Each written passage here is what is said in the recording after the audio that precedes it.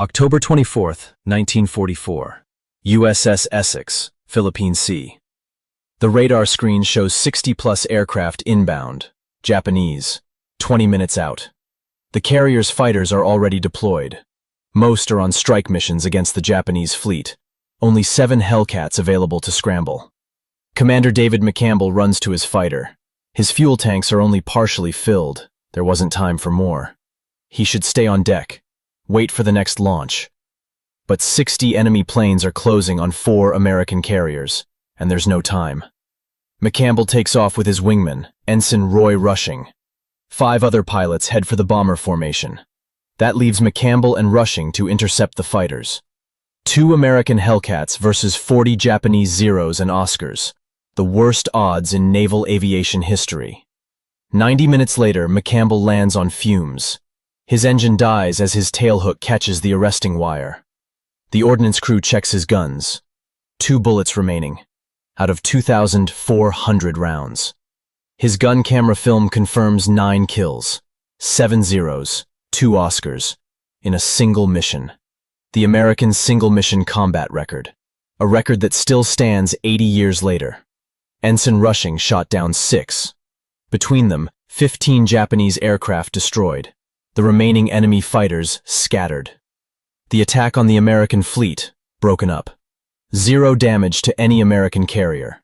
2 pilots, 60 enemies, 15 kills, 2 bullets left, no fuel. Commander David McCampbell became the U.S. Navy's top ace that day. 34 career kills, Medal of Honor recipient, and the man who fought the most lopsided air battle in American history, and won. This is how one pilot's tactical brilliance and ice-cold discipline saved an entire carrier task force. October 1944, the Philippines. General Douglas MacArthur is keeping his promise. I shall return. October 20th, American forces land at Leyte Gulf. It's the beginning of the Philippines' liberation, but it triggers the largest naval battle in human history. Japan launches Operation Shogo, Victory Operation. Their last desperate gamble. 3 naval forces converging on Leyte Gulf from different directions. Center Force. Super battleships Yamato and Musashi coming through San Bernardino Strait. Southern Force. Older battleships coming through Surigao Strait. Northern Force. Aircraft carriers as bait, drawing Admiral Halsey's fleet north. The goal? Destroy the American landing fleet while it's vulnerable. Kill the invasion before it can succeed. It's all or nothing for Japan. They're throwing everything they have left into this battle. October 24th. Admiral William Halsey's 3rd Fleet is covering the landings. 4 carrier task groups spread across the Philippine Sea. Hundreds of aircraft. The most powerful naval force ever assembled. But if the Japanese break through, the landing fleet is defenseless. USS Essex, Fleet Carrier CV-9. The heart of Task Group 38.3, home to Air Group 15, the most successful air group in the Pacific War. Air Group 15 has destroyed 315 enemy aircraft in the air, another 348 on the ground, sunk nearly 300,000 tons of enemy shipping. And commanding Air Group 15, Commander David McCampbell. At 34 years old, McCampbell is already a legend. 21 confirmed kills before today. He's the Navy's leading ace. SAG, Commander Air Group, a position usually reserved for administrators who don't fly combat. But McCampbell leads from the front. He's flown every major mission since February. He's shot down enemy aircraft over Truk, the Marianas, Iwo Jima, Formosa, and the Philippines. June 19th, 1944. First Battle of the Philippine Sea. The Marianas Turkey Shoot. McCampbell shot down 7 Japanese aircraft in one day. 5 in the morning sortie, 2 more in the afternoon. Ace in a day status. Only a handful of American pilots have ever done it. October 24th starts early for McCampbell. Dawn strikes against the Japanese center force. He leads bombing attacks on the super battleship Musashi. Multiple sorties, bombs, rockets, strafing runs. By early afternoon, he's exhausted. So is his aircraft. So is his entire air group. But the battle isn't over. 14:45 hours. Essex radar picks up a large contact, 60-plus aircraft, inbound from the north. Japanese Second Air Fleet, flying from bases on Luzon. Land-based aircraft, not carrier planes. Bombers with fighter escort, heading straight for the American carriers. ETA, 20 minutes. The Combat Air Patrol, the fighters protecting the fleet, are mostly deployed on other missions. Only 7 Hellcats are available to scramble. McCampbell's F-6F Hellcat, Mincy 3, named after his hometown area in Alabama, is on deck, but it's only partially fueled. The deck crew didn't have time to top off the tanks. Standard procedure: stay on deck, wait for the next launch, don't take off with partial fuel. But 60 enemy aircraft are 20 minutes from his fleet, and there's no time to wait. McCampbell makes the call. He's taking off. His wingman, Ensign Roy Rushing, is in the same situation. Partial fuel. Should stay aboard. Takes off anyway. 5 other pilots scramble and head for the bomber formation. That leaves McCampbell and Rushing to intercept the fighter escort. 2 Hellcats versus 40-plus Japanese fighters. The most lopsided odds any American naval aviator has ever faced. And McCampbell's fuel tanks are half empty before the fight even starts. David McCampbell wasn't supposed to be a fighter ace. Born January 16, 1910 in Bessemer, Alabama, grew up in Florida. Appointed to the Naval Academy in 1929, graduated in 1933, class of 33. But there's a problem: the Great Depression. The Navy is cutting personnel. McCampbell's commission is delayed 1 year. He serves as a seaman before finally becoming an ensign in 1934. His first assignment? USS Portland, a heavy cruiser. Not aviation. Not exciting. Just another junior officer on a gun cruiser. It takes him until 1937, age 27, to get into flight training. That's old for a naval aviator. Most fighter pilots start at 22, 23. But McCampbell makes it through. Earns his wings of gold in April 1938. Joins Fighting Squadron 4 on USS Ranger. He's not a natural. Not one of those gifted pilots who makes flying look effortless. He's methodical, careful, calculating. He was thinking while everyone else was reacting, one squadron mate later said. By 1940, McCampbell isn't flying fighters anymore. He's a landing signal officer, LSO, on USS Wasp. The guy who waves pilots aboard with paddles. Important job, but not combat. September 15th, 1942. USS Wasp is supporting the Guadalcanal campaign. Japanese submarine I-19 puts 3 torpedoes into her. Wasp catches fire, explodes, sinks. McCampbell survives. Watches pilots die. Watches his ship go down. He returns to the United States as an LSO instructor. Safe job, important job. But he's haunted by Guadalcanal, by watching men die while he lived. He requests return to combat. Requests a fighter squadron. September 1st, 1943. McCampbell is given command of Fighting Squadron 15, VF-15. He's 33 years old, ancient by fighter pilot standards. But he uses his age, his experience. He handpicks his pilots, trains them obsessively. His focus, gunnery. Not aerobatics, not flashy maneuvers, just hitting what you're shooting at. One well-aimed burst beats spray and pray every time, he tells his pilots. VF-15 deploys aboard USS Essex in early 1944. But in February, McCampbell gets promoted. Commander Air Group 15, SAG. Now he's responsible for the entire air group, not just fighters, dive bombers, torpedo bombers, the whole air wing. 91 aircraft, hundreds of personnel. Most CAGs stop flying combat. Too valuable to risk, too much administrative work. McCampbell keeps flying, leads strikes personally, flies as much as any pilot in his group. June 19th, 1944.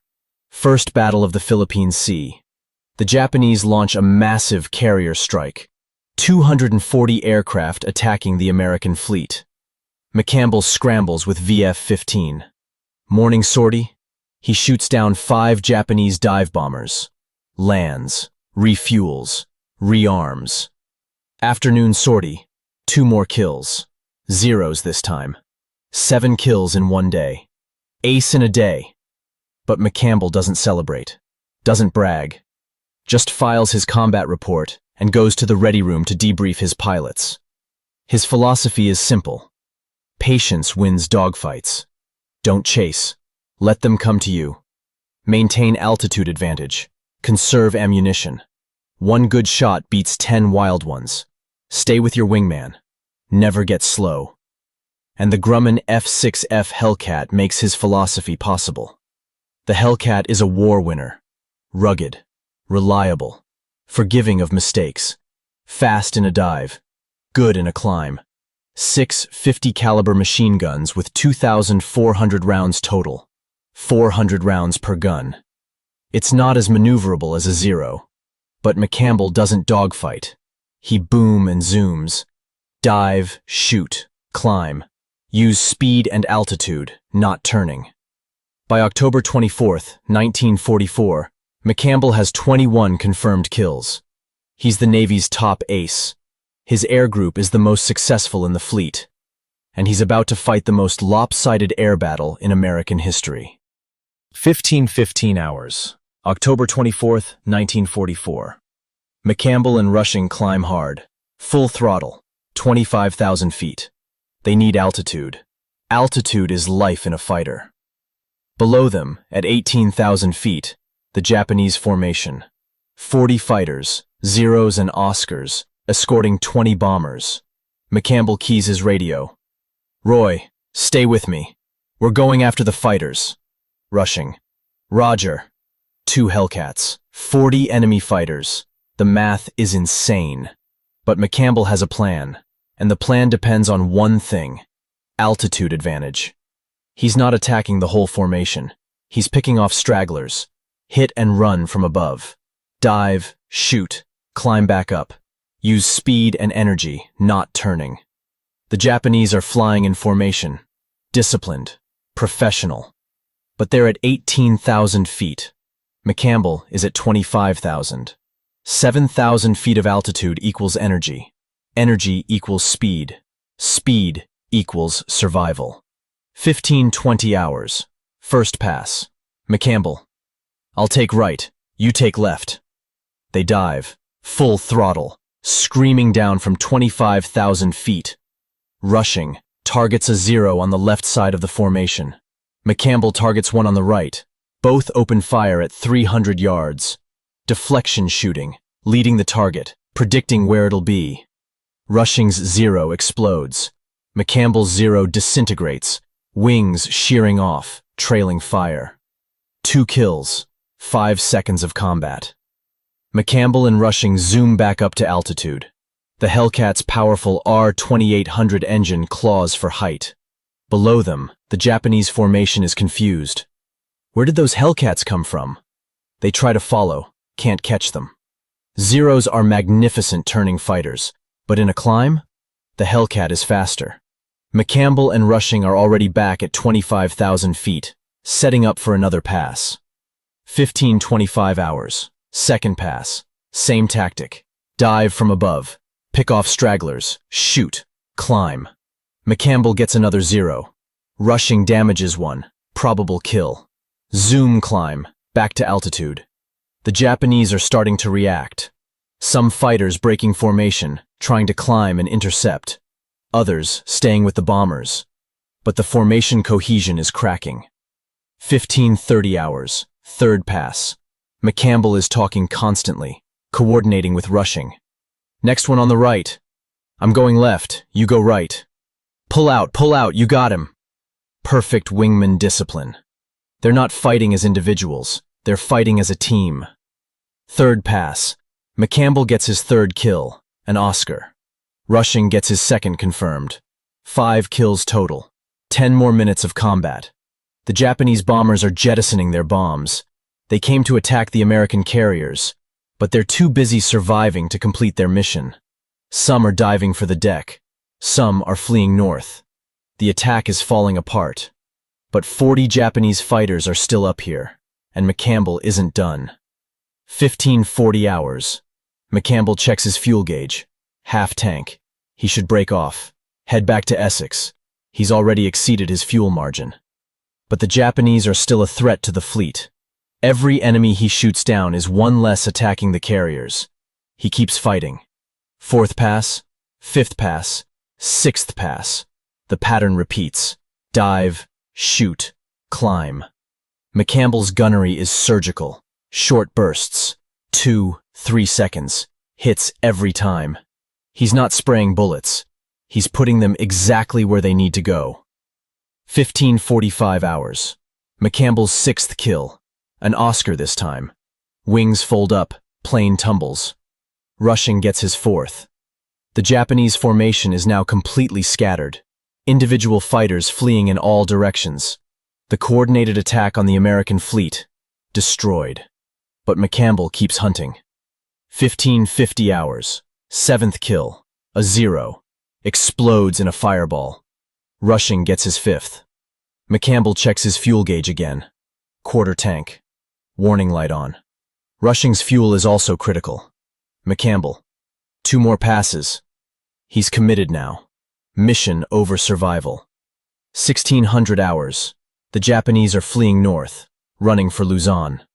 But some are still fighting, still trying to get through to the carriers. McCampbell dives again. 8th kill. 0. Clean hit. Pilot probably dead before the plane even starts falling. He's almost out of ammunition. The Hellcat's 6 guns have fired over 2,200 rounds. He's got maybe 200 rounds left across all 6 guns. 1610 hours. 9th kill. Another Oscar. McCampbell fires his last sustained burst. The Oscar's engine explodes. The plane noses over and spins into the ocean. 9 kills. 90 minutes of combat. Rushing gets his 6th kill at the same time. 15 Japanese aircraft destroyed by 2 pilots. McCampbell's guns are dry. 2 bullets remaining across all 6 guns. Maybe.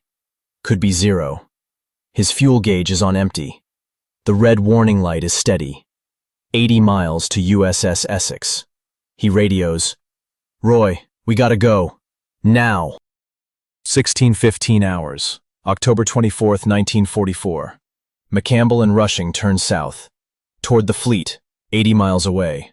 McCampbell nurses the throttle. Mixture lean. RPM as low as he dares, stretching every drop of fuel. The R-2800 engine coughs once, twice, running on fumes. Rushing is in the same situation. Both pilots watching their fuel gauges, both needles on empty, both warning lights glowing red. 1630 hours. The fleet is in sight. But Essex's flight deck is blocked. Aircraft landing, launching, refueling.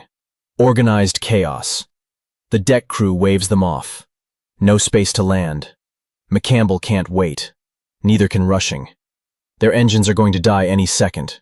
USS Langley, CVL-27, a light carrier, is nearby. Her deck is clear. McCampbell radios. Langley, 2 Hellcats, emergency fuel state. Langley Tower. Roger, cleared to land immediately. Essex isn't happy about their CAG landing on someone else's ship, but they understand. Emergency is emergency. Rushing goes first. His approach is shaky, fuel gauge on 0, engines sputtering. He crosses the ramp, tailhook down, catches wire number 2. The Hellcat slams to a stop. The engine dies on the rollout. Just dies. No fuel left. Deck crew rushes to push his Hellcat clear, manually, no engine power. McCampbell is next. 1635 hours. His final approach.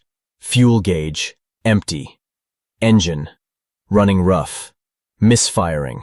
Starved for fuel. He crosses the ramp. Perfect lineup. Tailhook catches wire number 3. The Hellcat jerks to a stop, and the engine dies. Dies exactly as the tailhook catches the wire. Not a second later. Not after he rolls out. Right then. 0 fuel. The deck crew has to push his Hellcat out of the landing area. McCampbell can't taxi. There's no fuel to taxi with. He climbs out of the cockpit. His legs are shaking. 90 minutes of combat. Adrenaline crash. Exhaustion. Rushing meets him on the deck. Both pilots grinning. Both exhausted. Both alive. Langley's deck crew is cheering. Word is already spreading through the fleet. The ordnance crew swarms McCampbell's Hellcat. They want to check the guns. They count the remaining ammunition. All 6 50 caliber machine guns. 2,400 rounds loaded before takeoff. 2 bullets remaining. Total. Maybe 1 bullet per 3 guns. Maybe both in the same gun. Doesn't matter. Effectively, 0.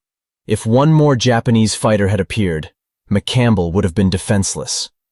The intelligence officer arrives for the debrief. How many, Commander? McCampbell, still catching his breath. 9. 9 what? 9 engaged? 9 kills. Silence. The intelligence officer stares. Confirm. 9 enemy aircraft destroyed? Confirmed. Roy got 6. I got 9. Gun camera film should show everything. The film is developed immediately. It confirms everything. 9 kills. 7 Mitsubishi A6M0s. 2 Nakajima Ki 43 Oscars. American's single-mission combat record. Rushing 6 kills is also extraordinary. Some pilots never get 6 kills in an entire career. Between them, 15 confirmed Japanese aircraft destroyed. Several more damaged. Several probables. The Japanese attack on the American carrier task force. Completely disrupted. Bombers jettisoned their loads and fled.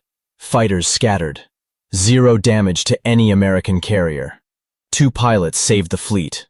McCampbell to the intelligence officer. We were knocking them off right and left. They were everywhere, but we had altitude. Roy stayed with me perfectly the whole time. It was just target practice. Target practice. 2 versus 40. 90 minutes of combat. Landed on Fumes with 2 bullets left. Target practice. The understatement of the war. October 24th, 1944. David McCampbell added 9 kills to his record. Total, 30 kills. He'd fly 4 more combat missions before the war ended. 4 more kills.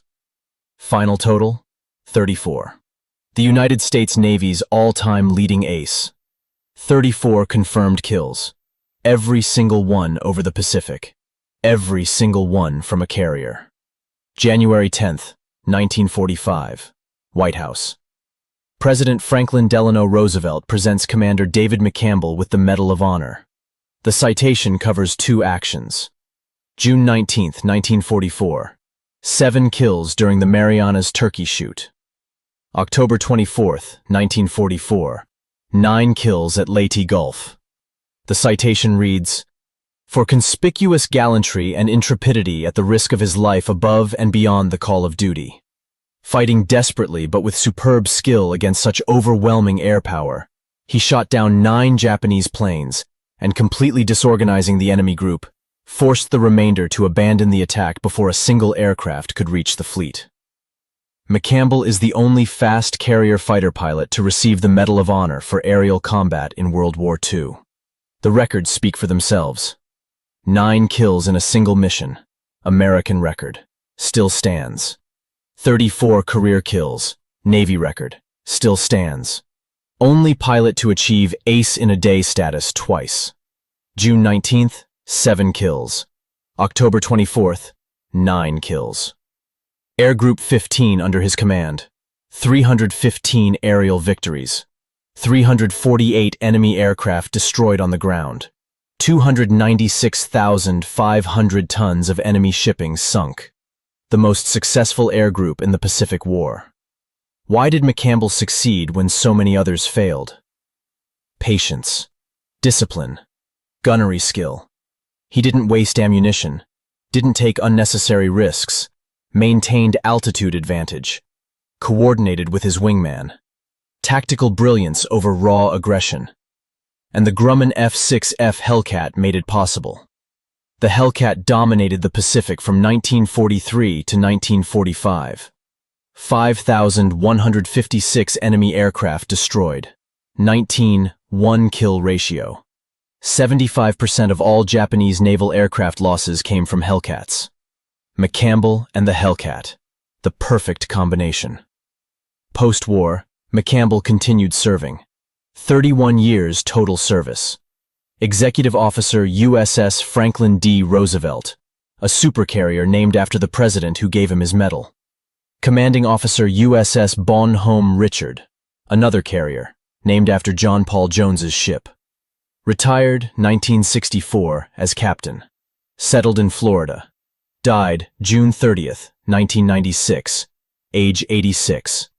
Buried in Arlington National Cemetery with full military honors.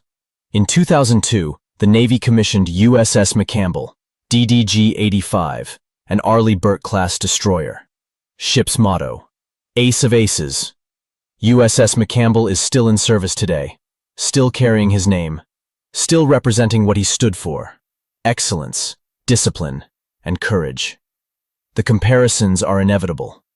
German ace Erich Hartmann, 352 kills, but most on the Eastern Front against less experienced Soviet pilots. Soviet ace Ivan Kozhedub, 64 kills. British ace Johnny Johnson, 38 kills. American ace Richard Bong, 40 kills in the Pacific. McCampbell, 34 kills. All from carriers, all in the most challenging environment for a fighter pilot, operating from a moving ship hundreds of miles from land. And his 9 kills in one mission? Unmatched by any American pilot in any war. What if McCampbell and Rushing had failed? 60 Japanese aircraft reaching the American carriers. 4 carriers potentially damaged or sunk. The Battle of Leyte Gulf could have gone very differently. MacArthur's invasion fleet could have been exposed. Thousands of American soldiers could have died. 2 pilots, flying on partial fuel, risking their lives against impossible odds, prevented that disaster. McCampbell never boasted, never claimed to be special, always credited his wingman, always credited his training, always credited the Hellcat. "I just did my job," he'd say. "Roy did most of the work." He didn't. His humility made him even more respected. The Navy's greatest ace refused to act like it. Modern fighter pilots still study McCampbell's tactics. The McCampbell method is in training manuals. Patience over aggression. Discipline over bravery. Energy management over dogfighting. Boom and zoom tactics. Altitude advantage. Wingman coordination. Applied today in FA-18s. Applied in F-35s. The principles don't change. October 24th, 1944, proved something fundamental. Skill beats numbers. Tactics beat bravery. One well-trained pilot is worth dozens of mediocre ones. David McCampbell was 34 years old during that mission. Old for a fighter pilot. But age brought experience. Experience brought discipline. Discipline brought victory. 2 pilots, 60 enemies, 90 minutes, 15 kills. 2 bullets left, 0 fuel. The greatest single air combat mission in U.S. Navy history, and McCampbell made it look easy. We were knocking them off right and left.